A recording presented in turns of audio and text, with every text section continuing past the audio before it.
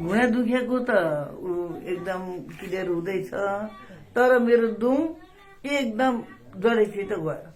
Stone cancer रह यहाँ दवाई गर्नु लगिनु खैनु त फेरमा था हो गया।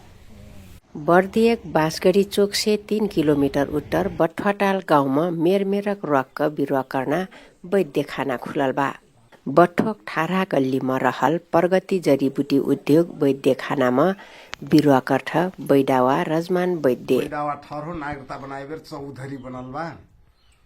मार पहिलो जन्म चाहिँ दाङ घराही नगरपालिका वार्ड नम्बर 1 भगवानपुर दाङ जन्मनु।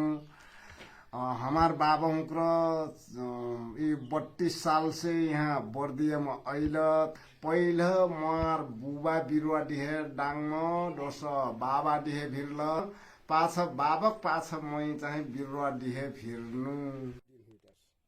रजमान पहिला पहिला बिरुवा लानका आपन घर खोब रमठरन बिरुवा लानका कुचट बनाइट ओ बेरमहेन दिहन बेरमहेन धेराइ भिरल त घर ई घर पे हाम्रो वहाँ खरले छाइल छिटमे झोपडीमा बिरुवा दे वहाँ दे त मैं निशुल्क दिउँ दोसो वसिके पाछ वो बिरुवा दे ती पक्की घर बनैली बिरुवा देना के लाग बनैली दोसर रयाक बनैली। रजमानक जडीबुटी बिरुवाले ढ्युर बेरमहेन चोखाइलबाट मैले बहुत दाएँ। मैले नखुनाउ पनि गएँ, काठमाडौँ गएँ, नेबर पनि सबै बोटल किन आएकी म। त्योबाट कहीँ भिग्नु लागेन। यहाँ आएर अहिले मलाई क्लियर भयो। घुँडा दुखेको त एकदम क्लियर हुँदैछ, तर मेरो दुम एकदम जडैसित गयो। आज मैले दबाई खाएको, जम्मा 2 शीशी दबाई खाएको, अहिले म क्लियर छु।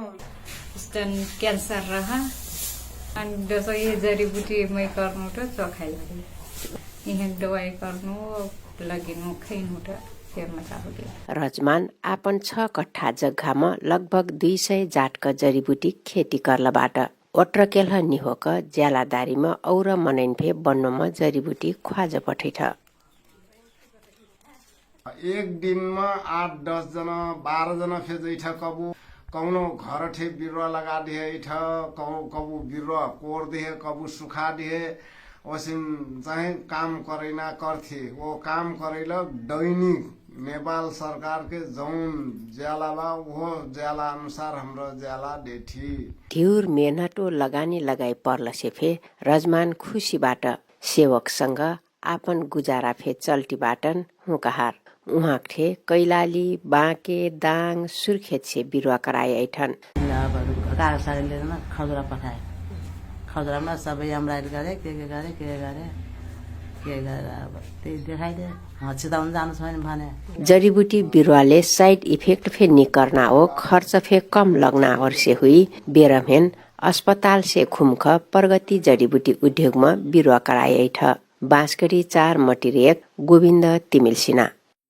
जे होस् भगवानले हो या उहाँको कृपाले हो दबाई उहाँले सुँगाउन दिनुभएको थियो र खान दिनुभएको।